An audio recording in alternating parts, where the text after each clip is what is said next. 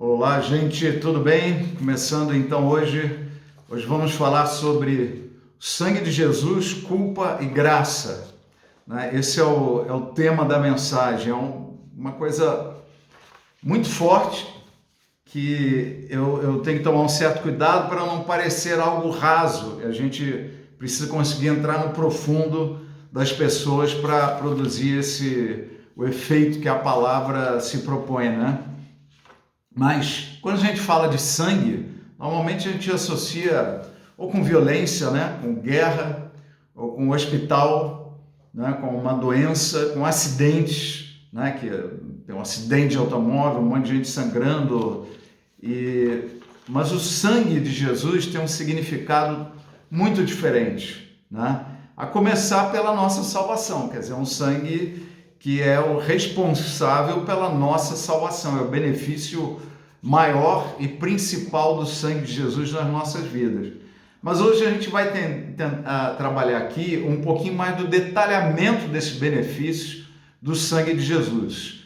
Que a impressão que eu tenho é que hoje na igreja a gente acaba usufruindo muito pouco deste benefício, né? Às vezes até deturpa, outros até não creem, né? Estão dentro do evangelho, mas não entendem o poder do sangue de Jesus e em que ele repercute, né, nas nossas vidas. Mas antes disso, nós vamos falar sobre por que o sangue se tornou necessário, né?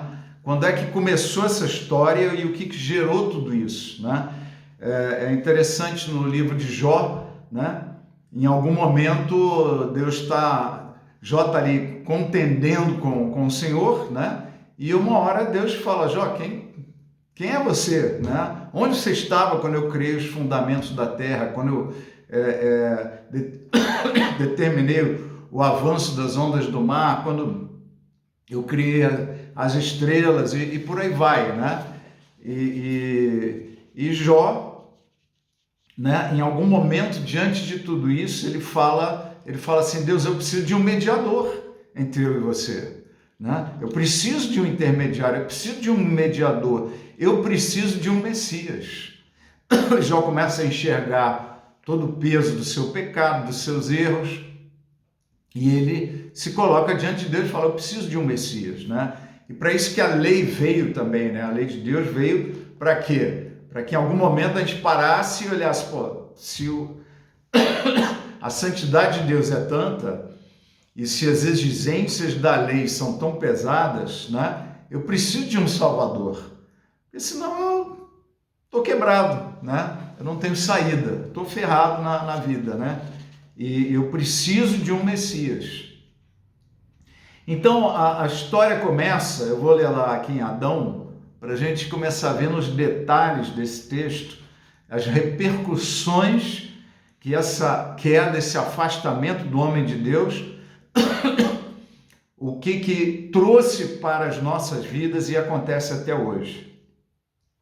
Então, Gênesis 3, 7 e 8 está escrito assim: os olhos dos dois se abriram e perceberam que estavam nus. Estão falando de Adão e Eva. Então juntaram folhas de figueira para cobrir-se. Ouvindo o homem e sua mulher os passos do Senhor Deus, que andava pelo jardim, quando soprava a brisa do dia, esconderam-se da presença do Senhor Deus entre as árvores do jardim. Então, vamos lá. Aqui tem duas palavras, né? Ou dois verbos. O verbo envolve uma ação, né? Cada verbo. Então, são duas ações que são mencionadas aqui nesse texto. O primeiro é cobrir-se. Eles começaram a se enxergar, viram a problemática toda, se cobriram, né? Fizeram uma roupa lá, foi a primeira roupa de cunho, como é que se diz, ecológico, né? Fizeram roupa de plantas, né? Folhas de figueira. E Deus não gostou muito dessa moda, não. Essa moda não pegou lá naquele tempo, né? Mas eles fizeram essas folhas de figueira e se vestiram, se esconderam com aquilo ali, né? E a outra palavra é esconderam-se da presença do Senhor. Tá? Então, neste cobrir e esconder, existe muita profundidade, muitas outras coisas que a gente vai mencionar aqui dentro do que eu consigo alcançar e entender. Tá? Então, primeira coisa, os nossos erros e as nossas dores emocionais, eles nos levam a assumirmos defesas que podem ser conscientes, mas são também defesas inconscientes. Tá? Consciente é aquilo que eu sei que eu estou fazendo isso. Inconsciente são coisas que a gente faz, mas não percebe, não se enxerga, nem entende a motivação, é algo inconsciente, mas nós acabamos, né, fazendo. Tá? E a gente vai aprofundar o assunto aqui. Né? A primeira coisa, então, é esse...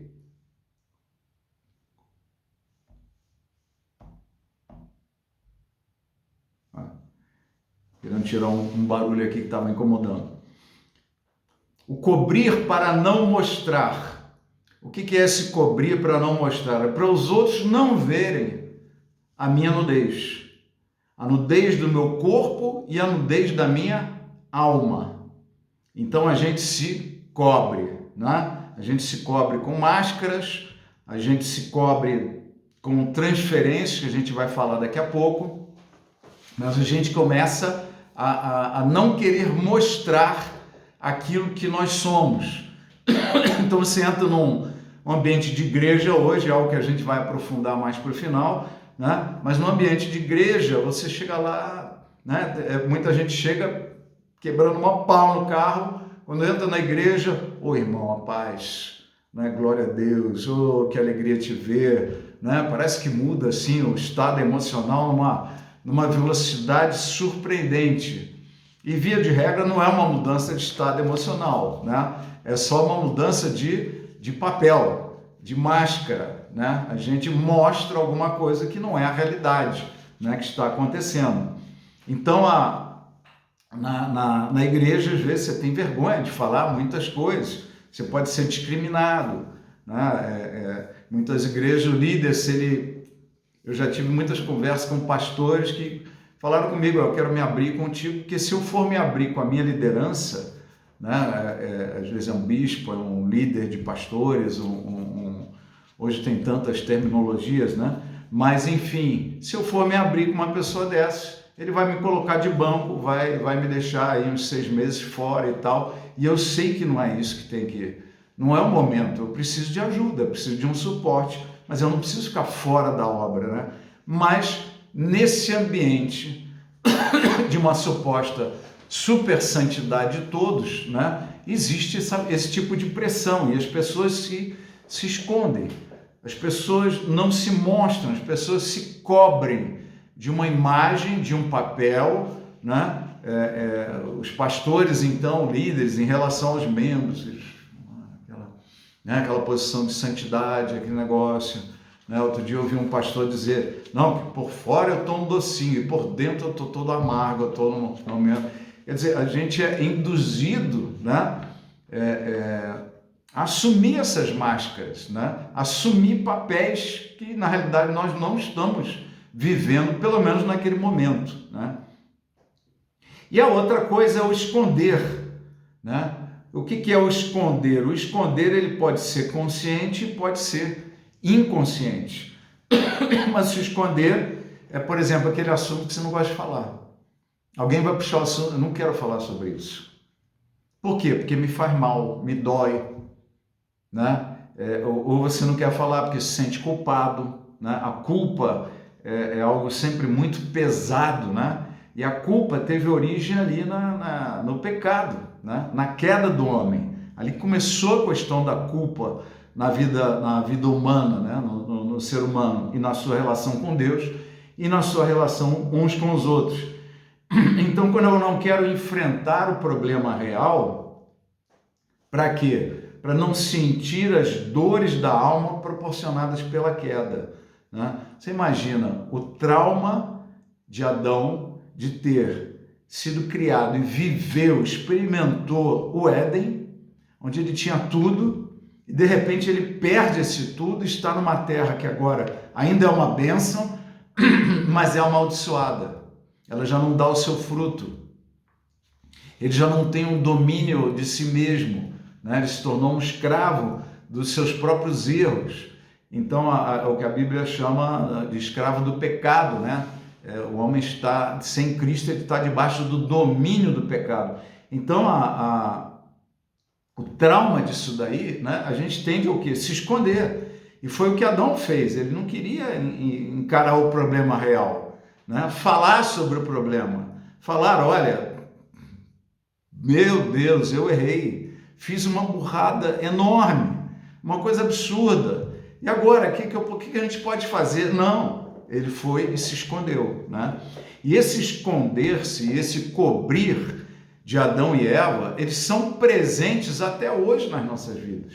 A gente vive se cobrindo, mostrando uma coisa e não querendo mostrar os nossos próprios defeitos, né? Existe um termo chamado clivagem, né? Que você faz uma divisão entre o você que você gosta e o você que você detesta e esconde.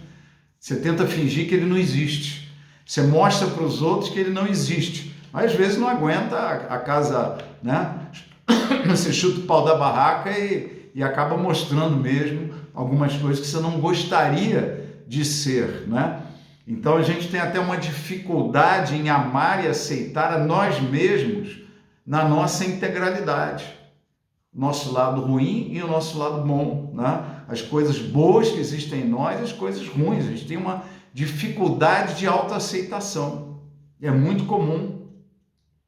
E eu começo nesse esconder, às vezes eu escondo de mim mesmo aquilo que está dentro de mim. Às vezes nós escondemos de nós mesmos, né? Dentro da linha de Freud, né? E vários outros que seguiram com linhas, foram tendo novas ideias, novas visões, mas uma coisa não mudou, né? É que o homem, aquilo que ele não consegue absorver, lidar bem com aquilo no consciente, né? Um trauma, uma dor, culpas, né? O que ele faz? Ele joga para o inconsciente. Ele não consegue jogar fora, mas ele tira do consciente aquilo ali. Só que aquela memória, ela está inconsciente dentro dele. E é uma memória, ela tem uma energia, ela tem uma dor, ela tem um incômodo dentro do interior daquela pessoa. Ela pode não querer pensar, não querer falar naquilo, pode ter conseguido recalcar de tal forma que o assunto não vem para ele, mas está lá, né? Tá dentro do homem interior, está lá no inconsciente, querendo se manifestar, querendo tratar daquilo ali, né? Incomoda, tá? Então, depois temos aqui o medo e a distância de Deus. O homem, a partir daquele momento, ele começou a se afastar de Deus. E o homem é assim até hoje, né? Com as nossas culpas, com as nossas percepções internas de erro, com a nossa não aceitação de nós mesmos, do nosso lado fraco, nossas fraquezas, a gente começa a se afastar de Deus. Então a pessoa às vezes está na igreja, glória a Deus, está tudo bonitinho lá, né? Tá aparentemente muito bem, mas por dentro começa a orar, já para, começa a ler a Bíblia, tudo bem, a Bíblia começa a tocar nele alguma coisa, ele já para de ler, vai fazer outra coisa, ou muda a leitura. A gente tende a se esconder dos problemas reais, se esconder da culpa, se esconder das dores, daquilo que nos marcou e a gente não consegue elaborar, né? Não consegue processar na nossa mente. Adicionalmente, né, o homem começa então a construir falsos selfies, né? Ele simplesmente cria uma imagem dele, né?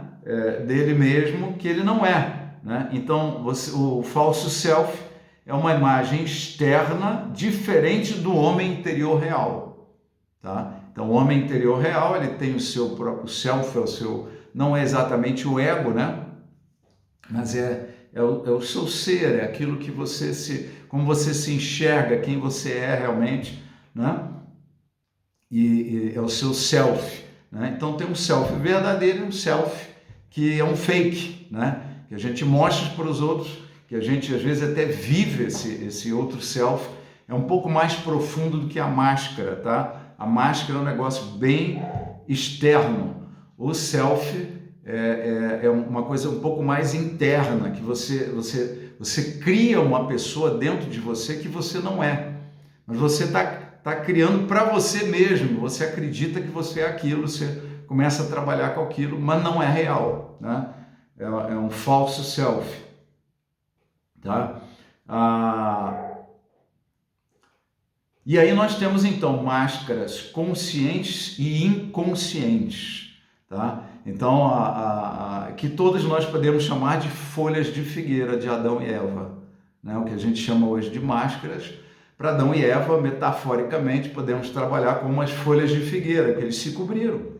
Eles não queriam que Deus visse aquilo, eles não queriam que ninguém visse aquilo, né? Embora só tivesse eles lá, um olhava para o outro, eles não queriam se ver. Eles começaram, inclusive, a se repelir, né? A gente vai falar isso daqui logo, tá? Então, a máscara consciente é aquela que a gente faz para os outros, porque a gente sente culpa, a gente sente vergonha de ser visto na nudez de quem nós somos, principalmente as coisas, o lado ruim nosso, né? As coisas que são os nossos lados ocultos e que a gente não quer que ninguém veja, às vezes nem nós mesmos, né?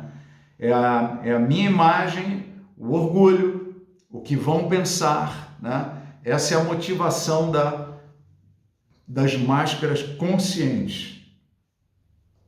E você tem a máscara inconsciente, é aquela que nós fazemos para nós mesmos. Quando eu falei do falso self, né, que você cria uma coisa, mas você está acreditando naquilo também. Você não está escondendo dos outros, você está escondendo de você mesmo, né?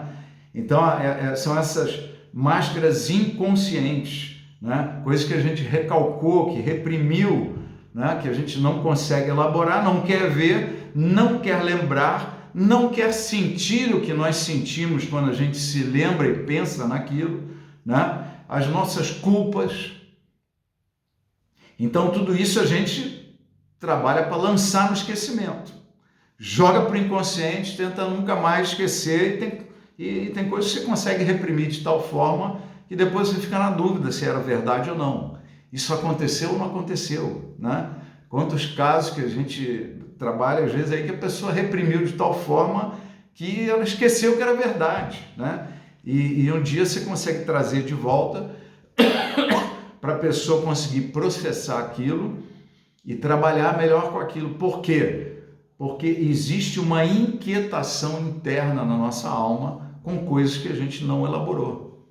Estão guardadas ali no inconsciente. Tem uma inquietação, tem um mal-estar, tá? Tem algo que não está legal dentro de nós. Às vezes você não está legal, você não sabe por que você não está legal. E são essas coisas que estão lá reprimidas, né? E que a gente não consegue trazer para fora inconscientemente, né? Ficam retidas lá dentro, porque aquilo me traz dor, me traz vergonha, me traz culpa e a gente joga para fora.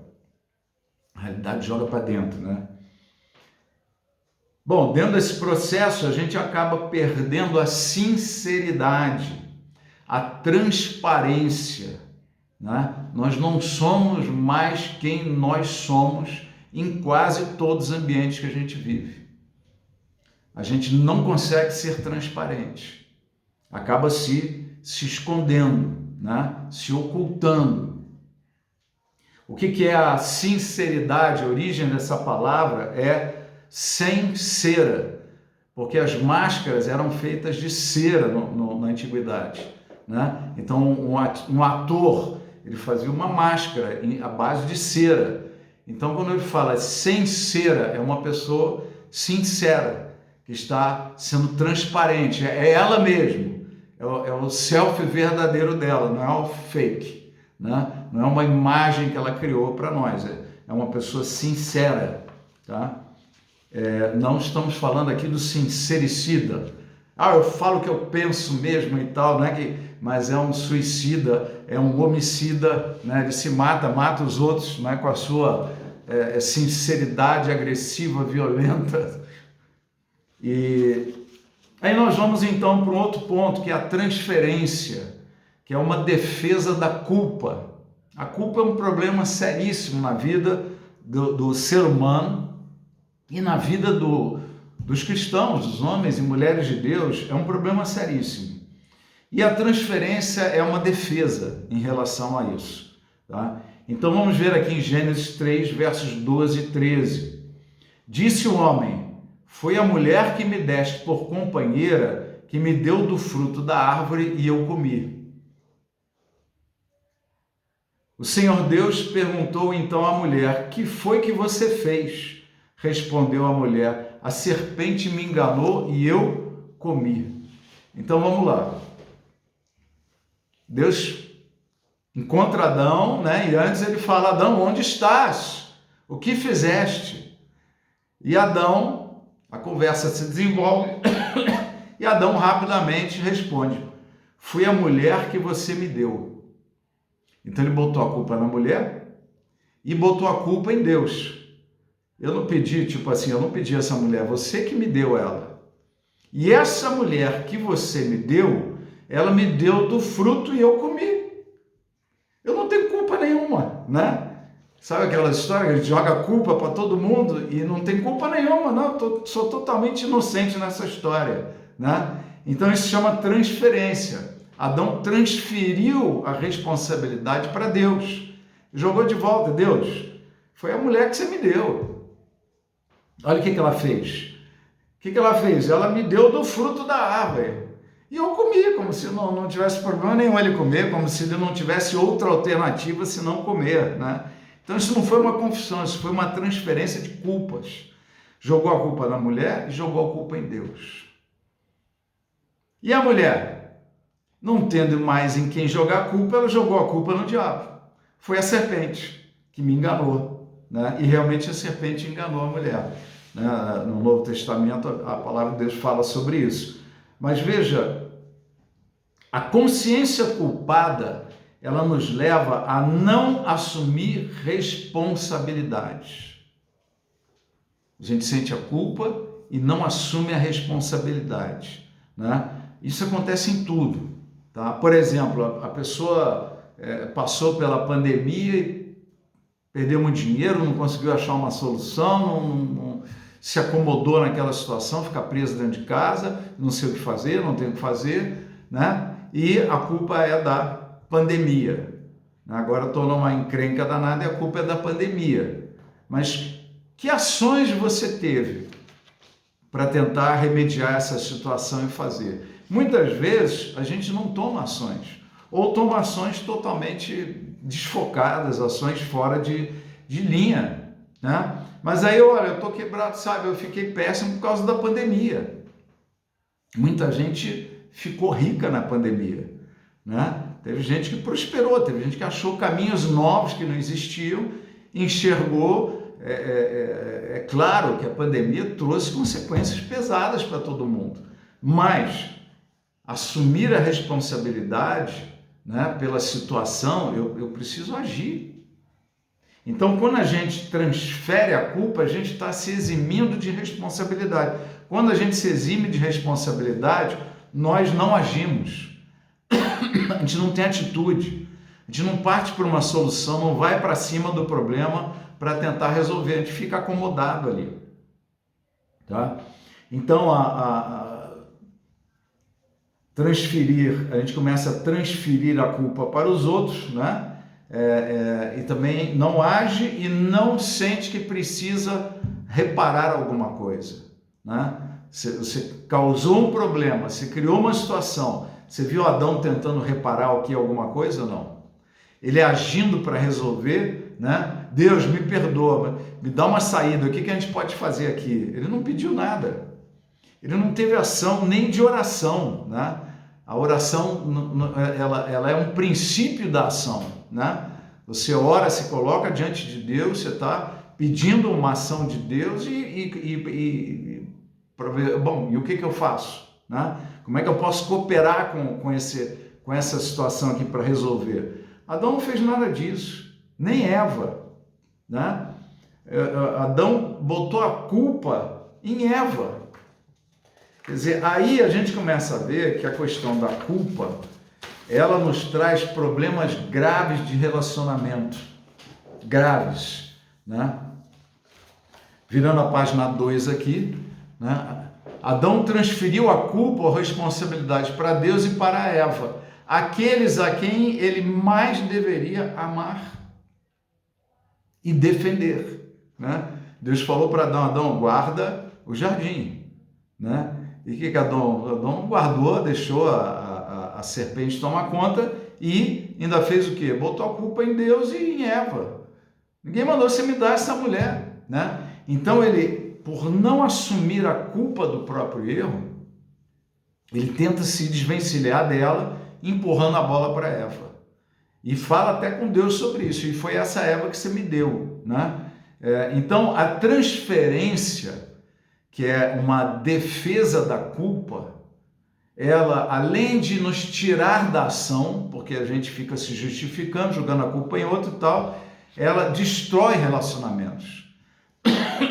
A maioria das brigas conjugais aconteceu algum problema, o culpado foi você, não, é você, né? A gente está discutindo, a culpa é sua, a culpa, né? A troca de acusações, a competição de quem está fazendo melhor, quem está fazendo pior, né? Essa transferência, ela destrói relacionamentos, é uma coisa muito, muito pesada, né? Muito dura, assim, na relação humana, né? Pós a queda, né? Do homem, pós esse afastamento de Deus, né? Essa transferência de Eva para o diabo também é muito curiosa, né? Porque eu já tive assim aconselhamento, uma pessoa já chegou para mim, se confessou e tal, eu estou arrependido, fiz isso, não sei o que, mas chega uma hora, o cara virou para mim e falou assim, mas sabe, não fui eu, foi o diabo é sujo, o diabo é terrível, né? Eu falei, rapaz, deixa de ser picareta, quem adulterou foi você, quem saiu com outra mulher foi você, o diabo, é claro que o diabo tem alguma coisa a ver com isso, mas o pecado foi teu, você não pode jogar a culpa para o diabo, né? Como Eva fez aqui, foi o diabo. Então nós sempre nos justificamos. E isso gerou também essa questão de culpa e coisas que a gente não consegue processar, né? Acabou com a paz entre as pessoas. Os problemas de relacionamento. Não existe paz entre as pessoas, né? E Deus até falou, olha, porém inimizade entre, quando ele fala com a mulher, entre ti e a serpente, né? Entre o teu descendente e a descendência da serpente. Então acabou a paz, os problemas graves de relacionamento começaram desde aquele tempo, né? As crises de Adão e Eva se repetem nos casais de hoje, nos lares de hoje, tá? Transferindo culpa, transferindo responsabilidade, né? Tem um problema lá com os filhos, o filho tá vendo, mas você deu muita moleza, e você estava ausente, e vocês, um transferindo culpa para o outro. E quando, guarda esse assunto aqui, essa frase, quem busca culpado não encontra solução. A melhor forma de se encarar um problema é buscar soluções. Quem busca culpados não acha soluções, porque você está com foco na direção errada. A direção certa de resolver um problema é buscar soluções. Olha para as possibilidades de solução, né? Às vezes na empresa fica lá, não, mas foi teu departamento, foi você, não, mas essa venda era impossível, e fica lá naquela briga, né? E alguém iluminado e proativo tem que chegar nessa hora e falar, bom, mas ok, como é que a gente pode melhorar essa situação aqui? Como é que nós podemos atender da melhor forma? Qual é a estratégia, né, que nós vamos assumir aqui agora para poder tratar esse assunto da melhor forma, tá? Então, Mais uma informação importante aqui, né? Mesmo com essas defesas, que a gente transfere culpa, a gente assume máscaras, a gente cria um falso self para nós mesmos, né? Jogamos por inconsciente, a gente recalca, reprime aquilo que não consegue lidar, as culpas, né? Que a gente não consegue processar, a gente joga por inconsciente. Mas, mesmo com essas defesas, existe uma voz do homem interior, uma voz da consciência e uma voz do Espírito Santo nos chamando a reconhecer o erro e mudar, reparar, corrigir. Mudar, reparar, corrigir. Não importa qual é a ação, mas nós precisamos de uma ação. Quando fazemos algo errado, como Adão na queda, Adão tinha que buscar em Deus, ó Deus, fiz uma besteira enorme, uma melança terrível. Como é que eu posso melhorar isso daí? Como é que eu posso consertar? Como é que eu posso remediar? Né? O que a gente pode fazer? Me ajuda. Me mostre um caminho. Tá? Mas não, ele estava lá se defendendo, jogando a culpa em ela, se justificando e tal. E é assim que a gente faz até hoje nas nossas vidas. Essa se tornou a natureza do homem, tá? Se justificar, transferir culpas, responsabilidades e acabar deixando de agir para reparar o problema, jogando para o inconsciente e trazendo Porque veja, se mesmo com essas defesas, a voz do homem interior, a voz da consciência e a voz do Espírito Santo continuam nos chamando e nos incomodando, tá? É como se fosse uma energia dentro de nós dizendo, você não está bem, cara. Sabe, não está certo, né? Não está certo, então não está funcionando isso para mim. E nessa posição, né? Por que a gente resiste tanto? Né? É o que a gente tem falado. Eu tenho a questão da desobediência, da culpa, da exposição, de assumir fraquezas. Ninguém quer assumir fraqueza. Nós temos o nosso orgulho, né? E às vezes você vai assumir fraqueza com alguém que depois começa a competir com você e aponta o teu erro, bota o dedo na tua cara. Ó, você pisou na bola também, você está falando de mim, mas você fez isso, fez aquilo, né? Então você, ao confessar para alguém, você assumiu uma fraqueza diante daquela pessoa e você, num ambiente hostil, você fica com receio de um dia a pessoa que está do teu lado vai virar contra você e te atacar, né? Então a gente acaba não se expondo, a gente acaba não sendo quem nós somos, a gente acaba não tratando muitos problemas que estão dentro de nós, né? O que é uma terapia? Né? Seja na psicologia, seja hipnoterapia, seja, né, psicanálise, o que é um processo desse? É tratar de problemas que a gente não consegue enxergar. A gente se trava, não traz ele à tona, não traz ele à luz.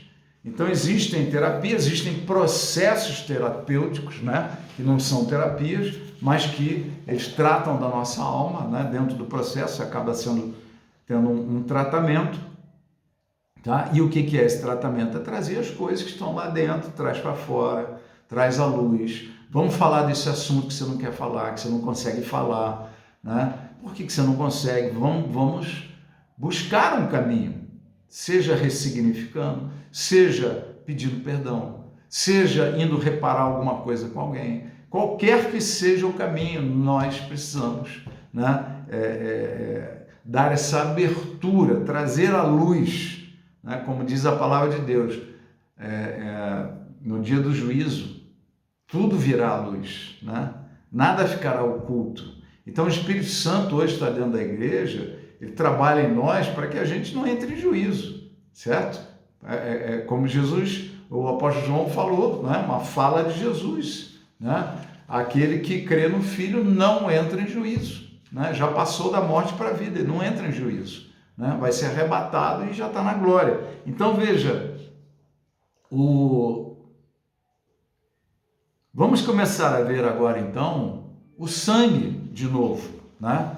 De novo não, porque a gente ainda não entrou no assunto mais forte do sangue. Mas onde é que entra o sangue de Jesus em toda essa confusão que o homem se meteu, nós nos metemos, né? Não vamos transferir para Adão e Eva, nós nos metemos, estamos dentro dela, né? E aí aparece o Senhor Jesus e derrama o seu sangue por nós. Vive uma vida sem pecado, ele não pecou em nenhum momento, levou até o final e morreu o justo pelos injustos. Um sangue de um justo, né? Cobrindo uma multidão de justificados em Jesus. Justos justificados em Jesus. Ninguém é justo pelas próprias obras. Nós só podemos ser justos, os justificados pelo sangue do Senhor Jesus. Então, em Efésios 2, verso 13 a 15, está escrito assim: mas agora, em Cristo Jesus, vós que antes estáveis longe, fostes aproximados pelo sangue de Cristo, porque ele é a nossa paz, o qual de ambos fez um, e tendo derribado a parede de separação que estava no meio, a inimizade, aboliu na sua carne a lei dos mandamentos na forma de ordenanças, para que dos dois criasse em si mesmo um novo homem, fazendo a paz. Tá? Ele está falando aqui não só da paz que ele nos trouxe individualmente, mas também da paz entre judeus e gentios. Gentios é aquele que não era judeu, não conhecia nada de Deus e tal, e foi chamado, foi resgatado por Jesus da mesma forma. Tá? Então, o sangue me aproxima de Jesus. O que me traz para perto dele é o sangue dele. Sem esse sangue eu não poderia me aproximar. Eu estaria na condição de Adão e Eva. Olha, Deus veio falar com a gente, se esconde, né? Se esconde, conscientemente, inconscientemente, sai fora, porque, né, a coisa vai ficar feia, você não consegue encarar Deus, né? Você vê que não foi Deus que fugiu do homem, foi o homem que fugiu de Deus. O homem que não consegue, no estado pecaminoso, né, ficar perto de um Deus santo, glorioso, né, cheio de amor e de justiça. Então a gente não aguenta essa presença, né? Então o sangue me aproxima. O sangue tem uma outra função, o sangue de Jesus. Ele nos aproxima uns dos outros, pois todos nós pecamos. Um deve 50, o outro deve 500, mas todos devem. E ninguém é capaz de pagar essa dívida por merecimento próprio, por competência própria. Ninguém paga. Então o sangue de Jesus me aproxima. Olha, é que nem na praia, né?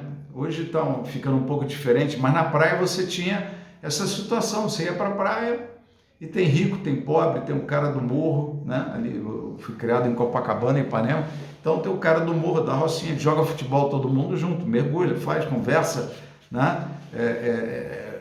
Não existe essa diferença lá. Todos têm acesso àquela coisa maravilhosa que é a praia, né? Ao sol batendo, todos têm o mesmo acesso, o mesmo direito, né? Então,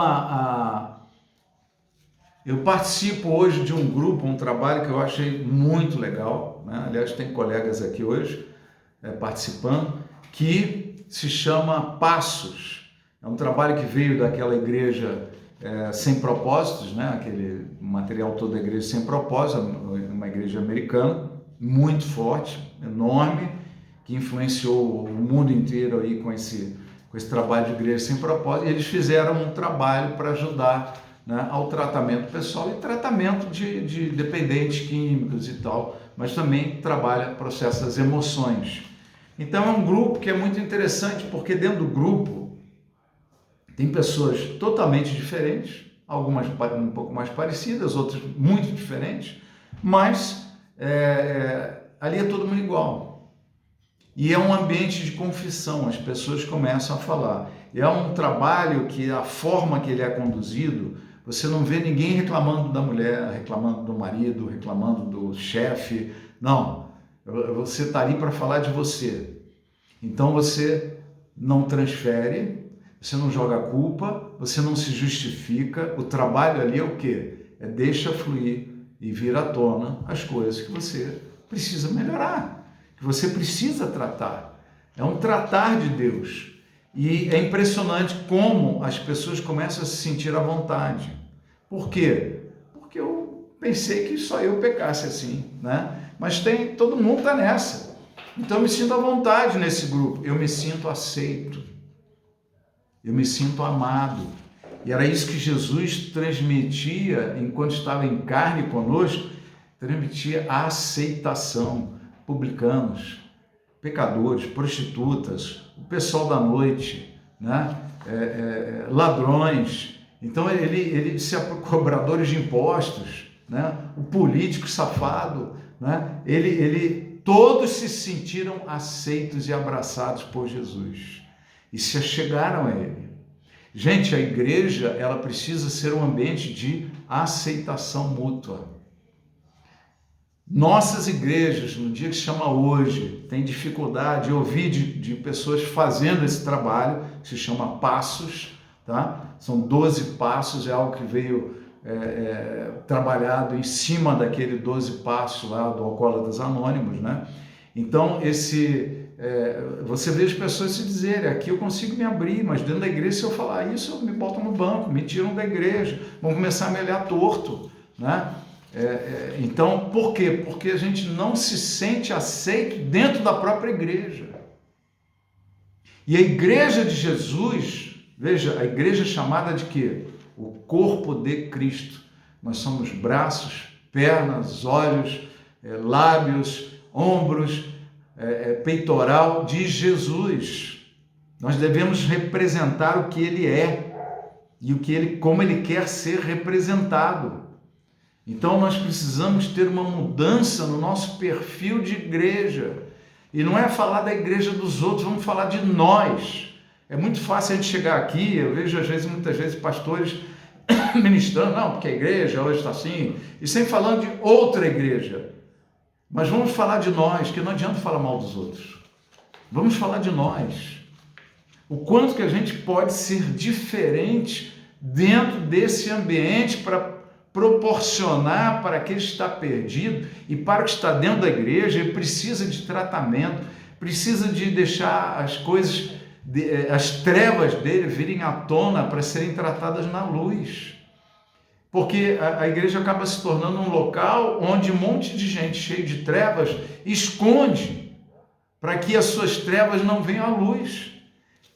Enquanto as trevas não vêm à luz, elas não são tratadas. Guarda uma coisa, Jesus não transforma mascarado. Ele transforma homens reais, mulheres verdadeiras. Ele não transforma aquele que está com cera, ele transforma o sem cera. Então nós precisamos viver essa mudança, tá? Não os outros precisam, nós precisamos viver essas mudanças, tá? Então o sangue de Jesus,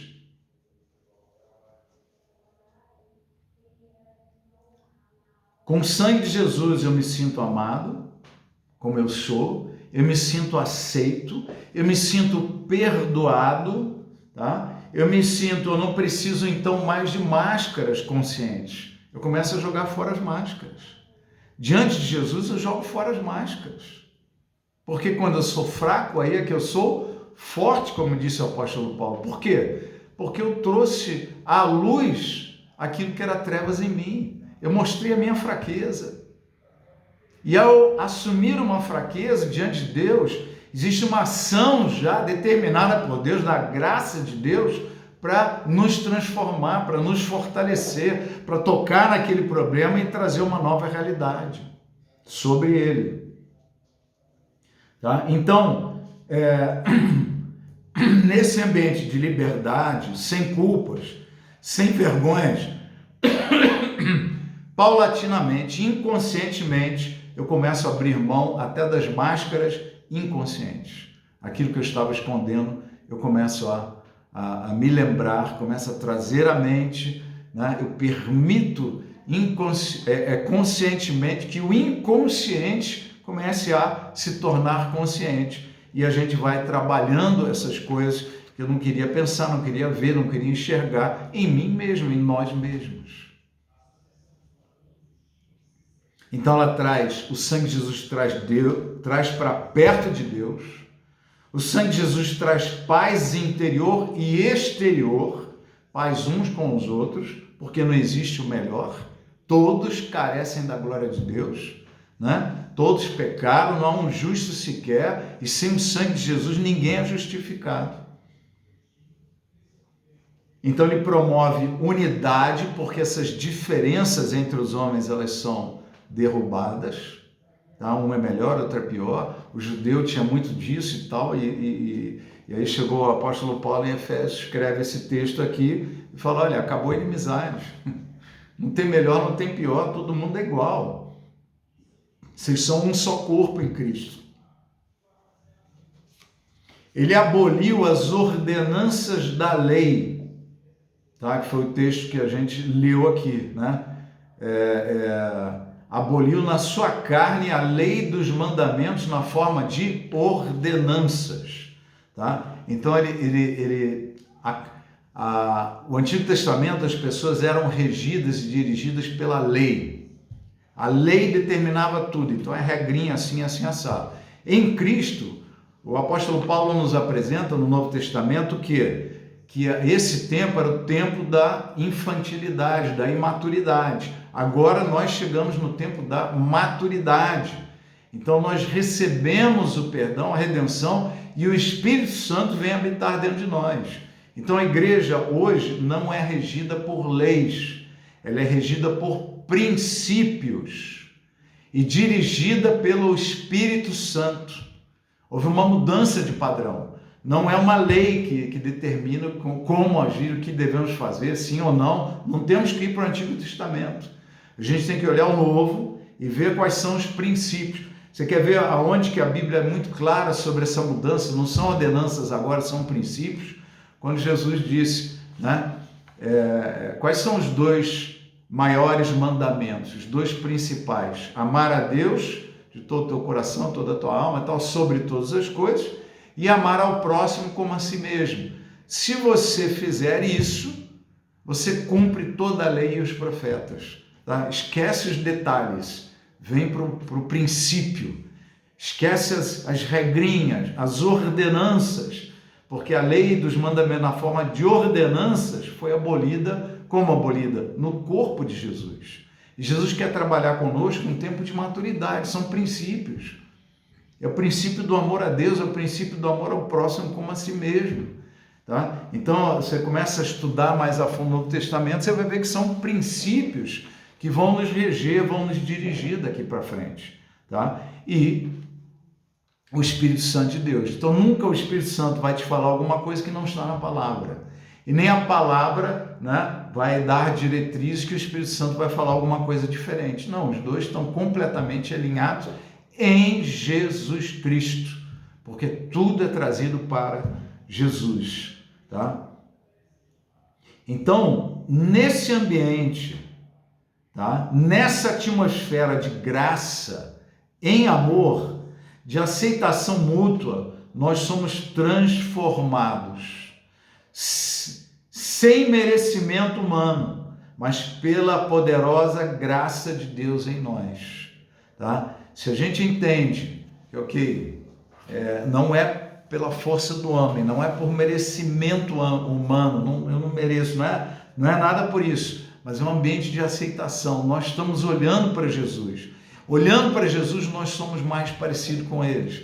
Olhando para Jesus e sendo mais parecido com ele, né, o que acontece? A igreja se torna uma igreja amorosa, que aceita, acolhe, abraça e acaba nos estimulando a fazer cada vez mais o bem, né? A vontade de Deus, o querer de Deus para as nossas vidas. Então precisa desse convencimento de que é pelo sangue de Jesus, não é pelo que você faz, pelo teu esforço. Tá?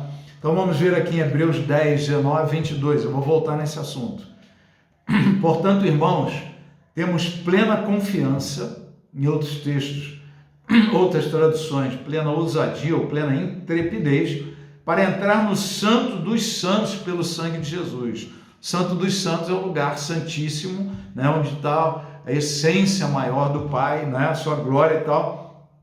Então, entramos no Santo dos Santos pelo sangue de Jesus, por um novo e vivo caminho que ele nos abriu por meio do véu, isto é, do seu corpo, né? O que é o véu? Você tinha um véu separando o santo lugar do santíssimo lugar, do santo dos santos. Então esse véu era a presença mais íntima de Deus. E quando Jesus foi crucificado, teve um terremoto, várias coisas aconteceram e o véu do templo se rasgou de cima para baixo, mostrando que o acesso a Deus estava aberto. E o acesso de Deus a nós também estava aberto. Por quê? Por causa do sangue de Jesus. O véu se rasgou, Deus poderia vir falar conosco e nós não morreríamos. Por quê? Por causa do sangue de Jesus. Nós podemos entrar na presença mais íntima de Deus, diante da glória de Deus, sem morrermos. Por quê? Por causa do sangue de Jesus. Foi um caminho que Deus nos consagrou. Então toda aquela problemática de relacionamento, de competições, o que traz a paz num casal? É o sangue de Jesus. Olha, é todo mundo igual. Não adianta um dizer que a culpa é do outro, é do diabo, é do outro. Não. Não se incomode com a culpa. Você tem uma resposta, uma solução para a culpa, que é o sangue. É a única coisa que vai tirar a tua culpa, é o sangue de Jesus. A nossa culpa. Então, se eu me apego e creio no poder desse sangue, eu tenho acesso pleno à presença do Pai. Não porque essa semana foi bom, eu fui mais sério com Deus. Não. Mas por quê? Porque nesse tempo, né, o que eu fiz? Eu simplesmente criei que o sangue de Jesus me purifica de todo pecado. E entro na presença de Deus. Por quê? Foi um caminho que ele disse, olha, eu abri o caminho. Com esse caminho aberto, eu posso ir até você e você pode vir até mim. O caminho está aberto, o acesso foi aberto, tá? Então, para entrar no santo, para um novo vivo caminho e tal. Temos, pois, um grande sacerdote sobre a casa de Deus. Sendo assim, aproximemo-nos de Deus com um coração sincero, sem cera, sem máscara. Pode se abrir. Relaxa.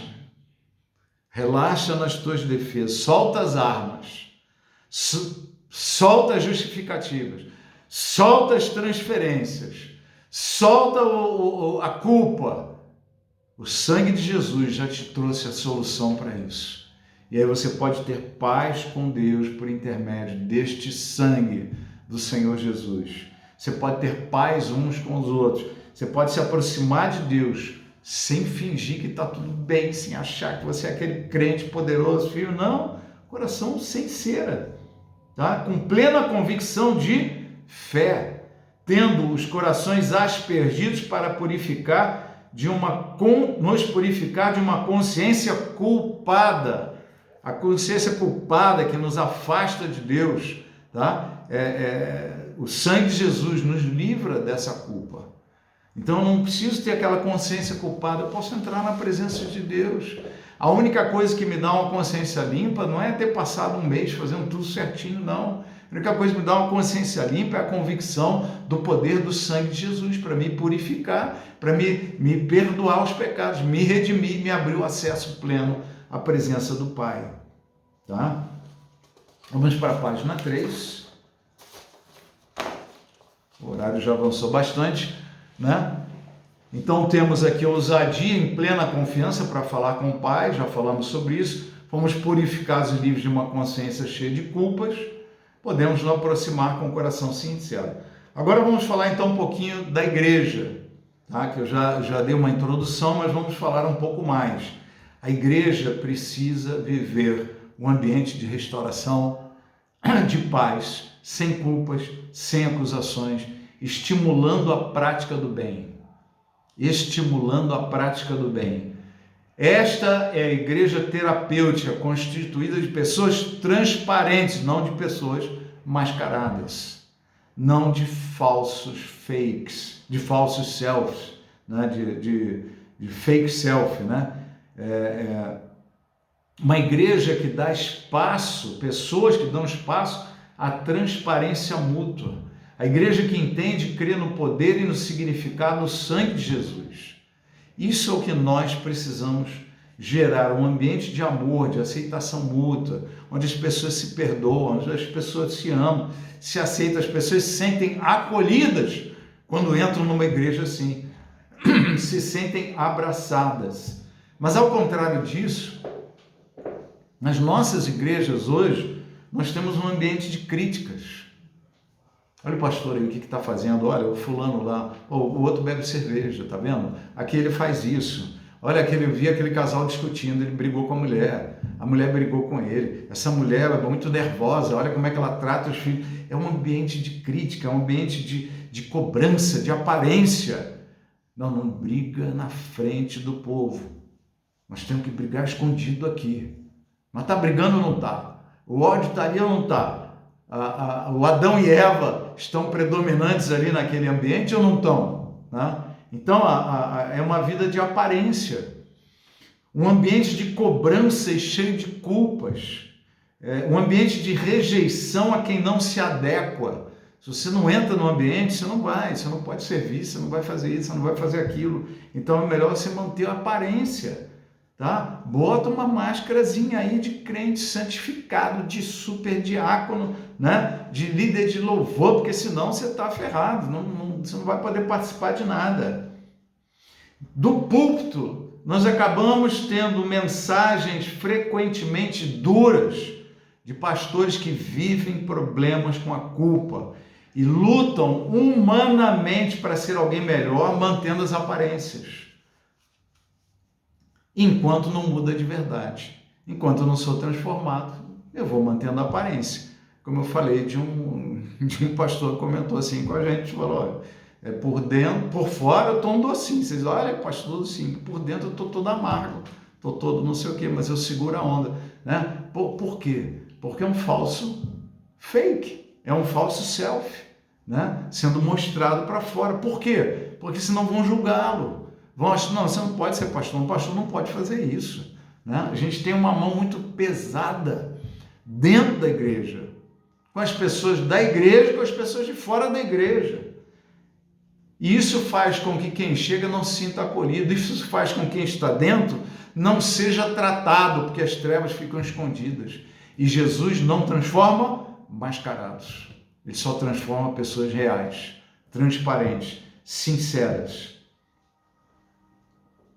Então, este ambiente, tá, acaba sendo o quê? Os pastores se esforçando, mas também lidando mal com suas culpas, com suas responsabilidades e aquelas mensagens do você tem que fazer isso, você precisa fazer isso. Deus não está satisfeito quando a gente está assim. Deus não está se agradando. A gente não está dando para o Senhor o que tinha que dar. Nós estamos sempre na dívida e fazendo e tal. Gente, guarda uma coisa.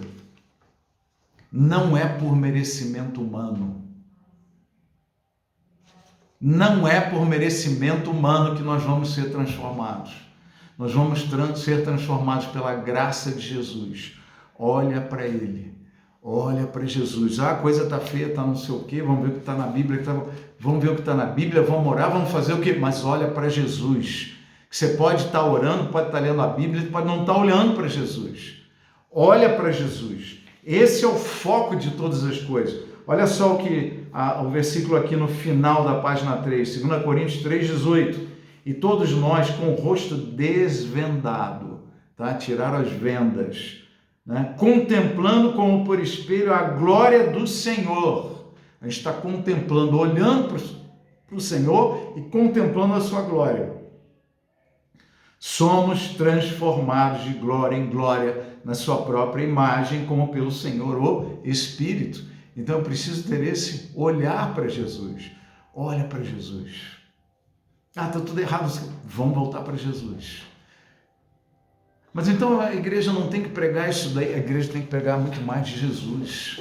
Ela não tem que ficar jogando peso nos membros e dizendo que eles estão errados, Não. Você tem que estimular positivamente para as pessoas, os membros, os irmãos, as irmãs, né, crescerem, para se desenvolverem sem culpas. O apóstolo Paulo falou com toda clareza em Romanos 8, nenhuma condenação mais há para aqueles que estão em Cristo Jesus. nenhuma condenação mais há. Então a mensagem de púlpito, a nossa mensagem, o nosso conselho para as pessoas, a aula na escola dominical,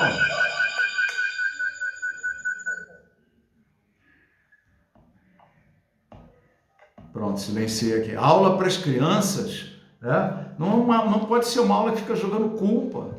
Quantas pessoas já atendi em gabinete, em aconselhamento, com problemas de culpa, não sabe?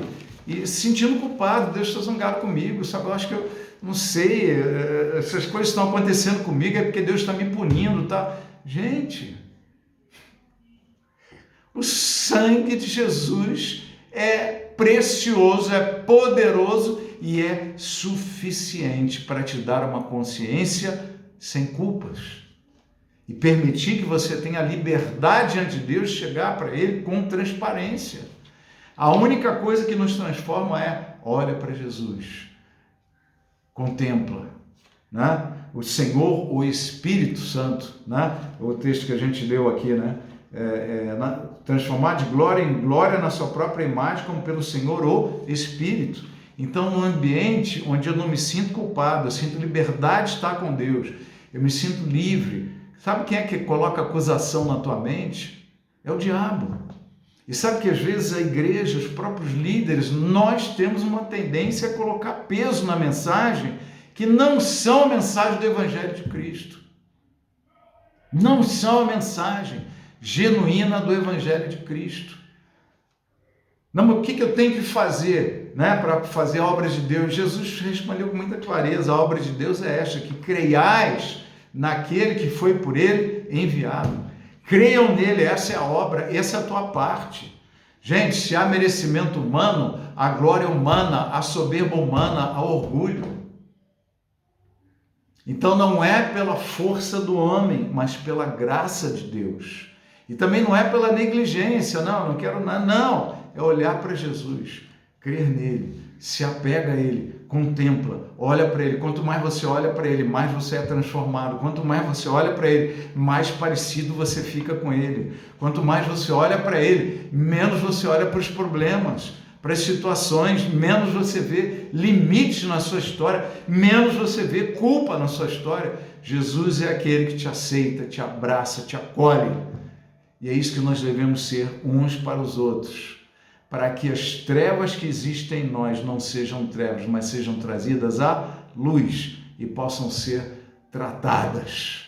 Para que as pessoas que estão de fora sintam paz em estar dentro de uma igreja, onde elas podem ser amadas, cuidadas, tratadas, onde elas podem confessar seus pecados, seus problemas, suas lutas, porque vão ser abraçadas. Depois de um ano, depois de 10 anos, depois de 30 anos, continuam sendo acolhidas, amadas, porque é assim que Jesus nos trata. Jesus não nos trouxe para uma cilada. Olha, vem do jeito que você está, mas depois que você entrou, olha, agora, pá, chicote, paulada, né, bordoada. Infelizmente, muitos líderes e pastores acabam tendo mensagens, né, cheias de culpa, cheias de merecimento humano, que não funcionam para ele, não funcionam para ninguém. É uma volta ao Antigo Testamento, tá?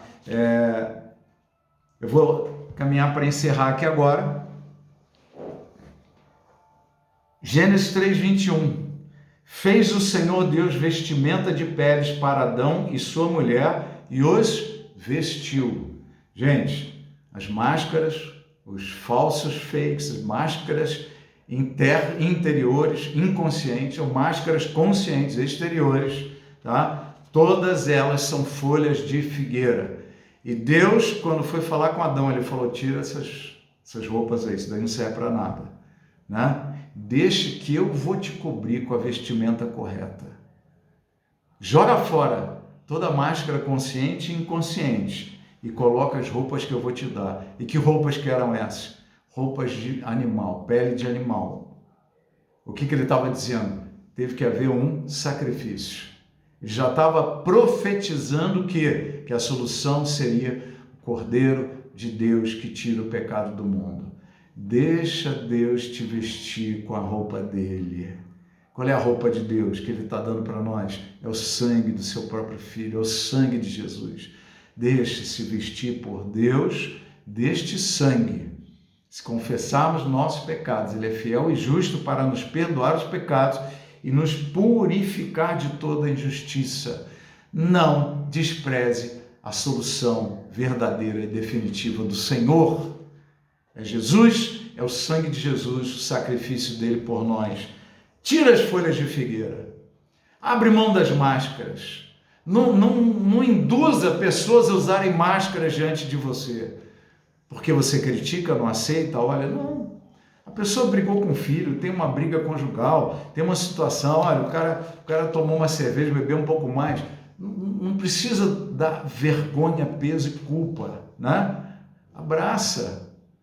Fala, olha, eu ainda estou orando pelo dia que nós vamos sair e você não vai ficar chapado de jeito nenhum, né? Você não vai falar besteira, né? Quer dizer, você acolheu, você está mostrando uma coisa que não está legal, mas você acolheu, você está abraçado com o cara, você está dizendo que vai continuar com ele, vamos sair de novo, vamos fazendo... Pegue o espírito dessa mensagem, o princípio desta palavra. É um princípio de Deus para a igreja hoje. Uma igreja acolhedora, sem críticas, sem condenação, porque nenhuma condenação mais há para aqueles que estão em Cristo Jesus. O único caminho de uma consciência limpa é o sangue de Jesus. O novo e vivo caminho que Ele nos consagrou pelo véu, que Ele rasgou de cima a baixo no momento que Jesus entregou o seu espírito a Deus, né? E o corpo faleceu. Então, esse é o meu caminho, esse é o teu caminho, esse é o nosso caminho. Não vamos falar dos outros, vamos falar de nós, o que nós podemos fazer, o que eu posso fazer, o que você pode fazer, né? Dentro deste corpo de Cristo que chamamos de igreja, né? Que você seja uma bênção nesse lugar. Pai, no nome de Jesus, eu clamo por cada vida aqui, cada homem, cada mulher, cada pessoa que está aqui no online e aqueles que virão ainda a assistir pelo YouTube. Senhor, que essa palavra venha cheia de poder, de graça, abundante graça que nos transforma na medida em que olhamos para Jesus, contemplamos a sua glória, como disse o apóstolo João, nós seremos semelhantes a Ele porque o veremos como Ele é. Então esse olhar para Jesus transformador, esse crer, esse confiar absoluto, essa liberdade de entrar na presença do Pai, sinceramente, com o coração aberto e com a consciência limpa, porque foi purificada pelo sangue de Jesus que foi aspergido sobre nós. Então, sempre que os teus filhos, cada um deles, cada uma das suas filhas, sejam poderosamente usados, tocados, transformados para essa vida de liberdade, de amor, de acolhimento, de aceitação mútua que o Senhor é e que o Senhor nos chama e nos abençoa nela, em nome de Jesus. Amém. Glória a Deus.